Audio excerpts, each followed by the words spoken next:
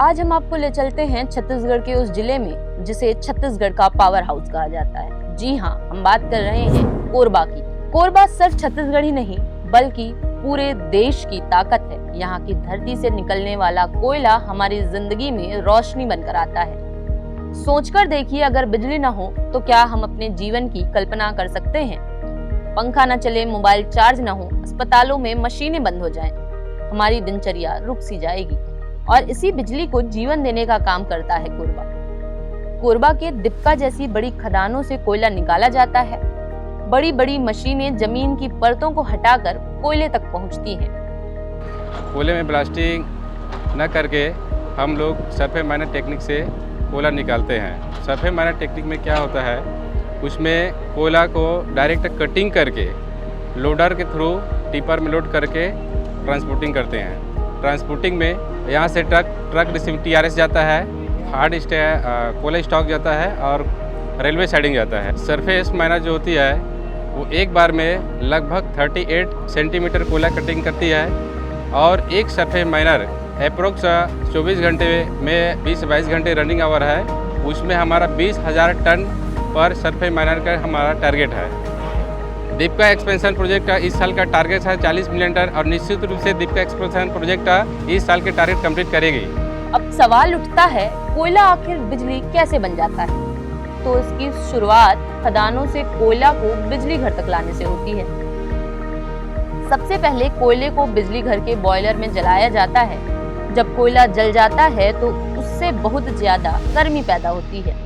इसी गर्मी से पानी को गर्म किया जाता है और वह तेज भाप में बदल जाता है और यही भाप बहुत तेज दबाव से बड़े टरबाइन को घुमाती है। टरबाइन से जुड़ा जनरेटर बिजली पैदा करता है और यही बिजली तारों के जरिए हमारे घरों, स्कूलों, अस्पतालों और कारखानों तक पहुंचती है। यानी कोरबा के कोयले से बना उजाला हर घर, हर गांव और हर शहर को रोशनी देता है। यही ताकत है कोरबा की। जब मैं यहाँ आया, यहाँ लोगों के बीच में रहा, तो मुझे लगा कि ये नौकरी करने की सर्वोत्तम जगह है और छत्तीसगढ़ से अच्छी जगह आज भी मैं बोलता हूँ कि कोई नहीं है। देखो, छत्तीसगढ़ियों का सबसे प्रिय वाक्य ऐसा है और जो लगाव है उनका, जल जंगल जमीन, है ना। और जब हम खदानों की बात करते तो कहीं ना कहीं एक नकारात्मक परिप्रेक्ष्य सामने आता है कि पेड़ कट रहे हैं और हमारा पहाड़ कट रहा है। यहाँ हम लोग आप स्वयं अपना विजुअल में देख लीजिए कि कोई ऐसी जगह हो जहाँ पे हमारे पेड़ न लगे हों। और हम लोग पेड़ लगाने के नाम में हमेशा तत्पर रहते हैं और सारी जगह हमारा माने आप हमारी इवन देन कॉलोनी भी देखेंगे ना तो ग्रीनरी कॉलोनी है। शायद आपके मन में सवाल आता होगा कि इतनी बड़ी बड़ी खदानों से प्रकृति को नुकसान होता होगा, लेकिन कोरबा में खनन के बाद जमीन को फिर से हरा भरा करने का काम भी व्यवस्थित तरीके से किया जा रहा है। खदान खत्म होने के बाद वहां मिट्टी भरी जाती है, पेड़ लगाए जाते हैं और प्राकृतिक सौंदर्य फिर से लौटाया जाता है। मैं राकेश कुमार मिश्रा, मैनेजर माइनिंग के पद पर कोरबा क्षेत्र की मानीपुर ओपन कास्ट में कार्यरत हूँ। अभी वर्तमान में मैं लैंड रेवेन्यू एंड एनवायरनमेंट का काम देखता हूँ। जैसा कि आपको बताना चाहूँगा कि यह खदान और 1966 से कोयले का उत्खनन चालू है। हम लोग कोई भी ज़मीन CBA एक्ट के तहत एक्वायर्ड करते हैं और उसके बाद फिर जब हमको PR के तहत यहाँ से कोयले का उत्खनन होता है। वर्तमान में अभी हमारी ईस्टर्न क्वारी नंबर 1 चालू है और अभी जहाँ पर हम लोग खड़े हैं यह फार ईस्ट क्वारी के नाम पे है।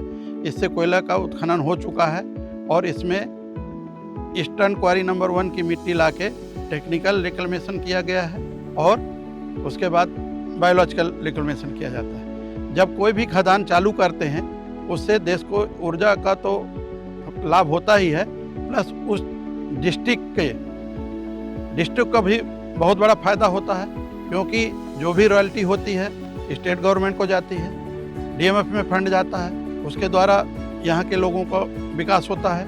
प्लस इसके अलावा हम लोग CSR के तहत भी और दूसरे कार्य कर रहे हैं जो आसपास के क्षेत्रों के लोगों का विकास होता है।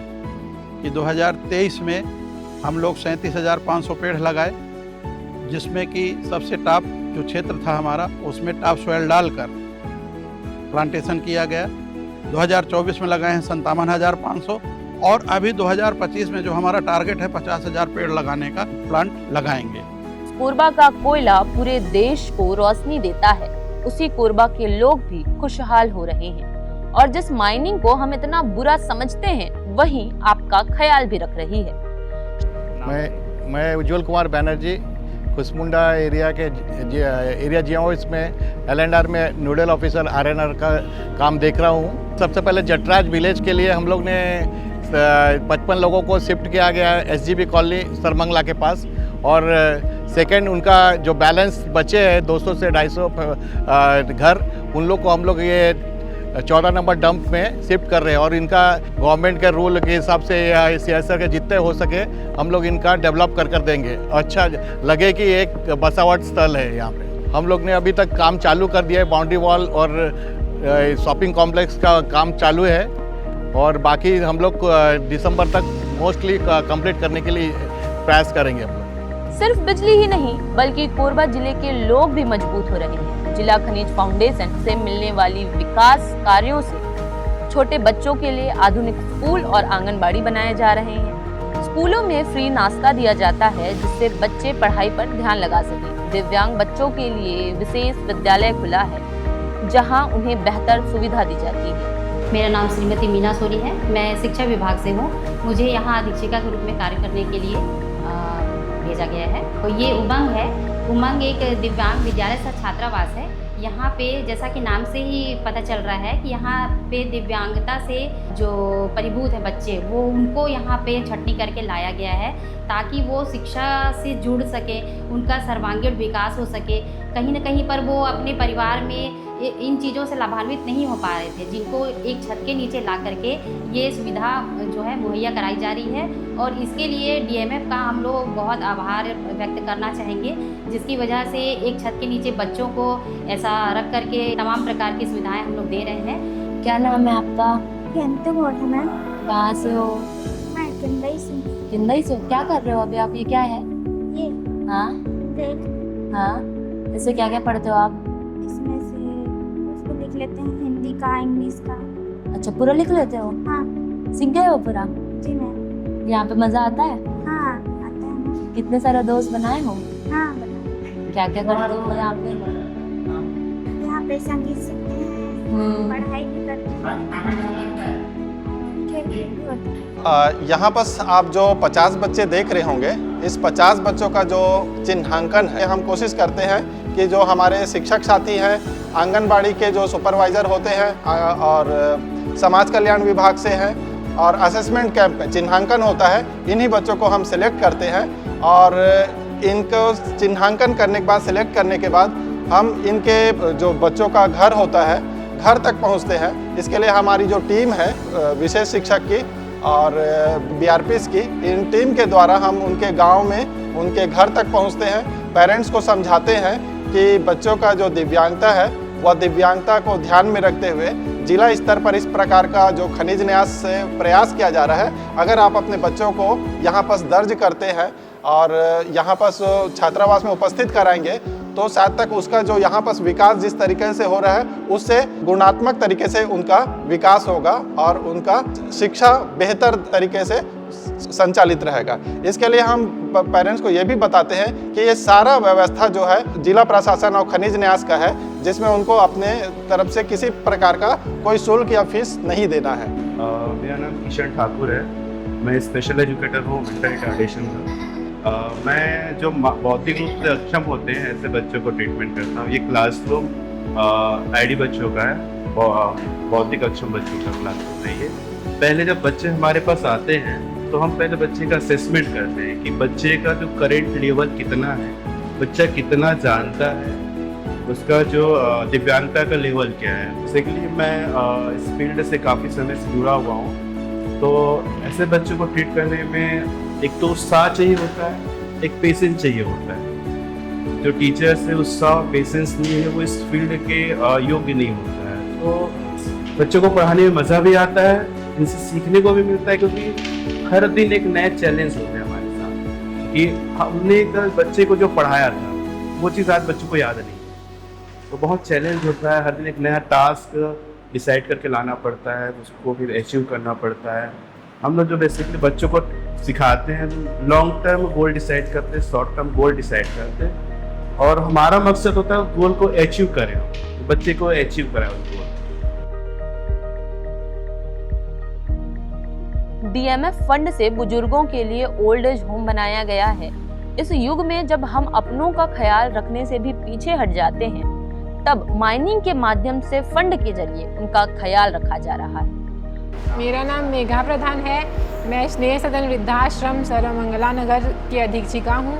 यहाँ ये बिल्डिंग में जो निराश्रित वृद्धजन रहते हैं, इनके स्वास्थ्य, इनके मनोरंजन, देखभाल के जो भी फंड आती है वो सब DMF के द्वारा ही आती है।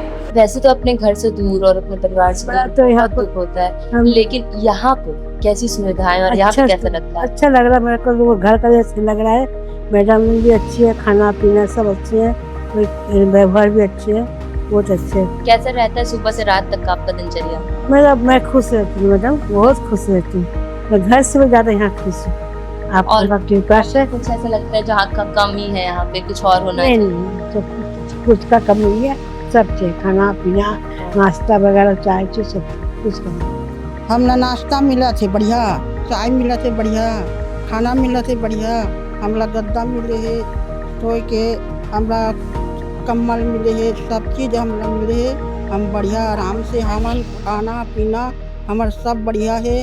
हमार मैडम दाई दादा बने हैं, हम बढ़िया आराम से ओकर गोद में बढ़िया हमन। काम करे लगते का? नहीं कुछ हमारा खाना तो थाली नहीं धोतन बेटी, थाली भी नहीं धोतन। हाँ थाली भी नहीं धोतन। थाली ना हमन रखते हैं ना, खाले वो छोड़ के आ जाते हैं तो वो लोग धोवत है। साफ सफाई करे, साफ सफाई पोछा लगावा थे लड़की में, तो सब बर्तन लेके धोवत है, सब पर मांझ के हम लोग खाए देते हमें। यानी के कपड़ा माए तो कपड़ा भी दे है। अब माया माया करबो तो माया नहीं है, हमन ला कैसे माया हो गए, मैडम से माया हो गए, तब वो बढ़िया बेटी मन महतारी से हमारा दादी से बैठ के मारे एक समय बैठ के हंसा थे, बोला थे, मस्त सेवा थे। आधुनिक लाइब्रेरी से हमारे विद्यार्थी नई किताबें और तकनीकी ज्ञान प्राप्त कर रहे हैं। नए स्कूल भवन बनाकर शिक्षा को मजबूत किया जा रहा है। मेरा नाम डॉक्टर अलका फिलिप्स है। मैं यहाँ स्वामी आत्मानंद शासकीय उत्कृष्ट हिंदी माध्यम विद्यालय में प्राचार्य के पद पर पदस्थ हूँ। सरकार ने बहुत अच्छी योजना, एक DMF फंड है, उसके तहत इस विद्यालय को बहुत ही आकर्षक और एक प्राइवेट स्कूल के तरीके का उन्होंने बनाया है। हमारे यहाँ नीचे 12 कक्षाएं संचालित हैं, जिसमें बच्चे बहुत आराम से बैठते हैं, जो DMF के माध्यम से बना हुआ है। उनको कुर्सियाँ भी, टेबल कुर्सियाँ भी उपलब्ध कराई गई हैं, बहुत अच्छी कुर्सियाँ हैं। इन सब सुविधाओं के मिलने का एक फायदा ये है कि बच्चे जो हैं उनको प्रतियोगी परीक्षाओं के लिए गवर्नमेंट खुद उनको आगे बढ़ने का अवसर दे रही है। उनको गवर्नमेंट की तरफ से जो हमारे यहाँ बच्चे जो है नीट है, JEE उसमें सिलेक्शन हुआ है और ये रायपुर जाके निःशुल्क ये सुविधा ले रहे हैं, जिससे बच्चे आगे बढ़ रहे हैं। मैं श्रीमती शालिनी दुबे, प्रधान पाठक, माध्यमिक शाला बूढ़ापार से हूँ। सरकार की जो योजनाएं चल रही हैं वो बहुत ही लाभप्रद है। हमारी शासन की इतनी अच्छी योजना है कि बच्चों को मध्याह्न भोजन समय पर दिया जाता है, और सबसे महत्वपूर्ण बात यह है कि बच्चों को 1 वर्ष हो गया है नाश्ता वितरित किया जाता है। हमारे कोरबा जिले में जो नाश्ते का प्रावधान है ये DMF मद से किया जाता है। ये हमारे स्कूल में ही नहीं, हमारे कोरबा जिले के जितने सरकारी स्कूल हैं सभी को ये सुविधा प्रदान की जा रही है। गैस चूल्हा और सिलेंडर की व्यवस्था हमारे DMF मद से ही प्रदान किया जा रहा है।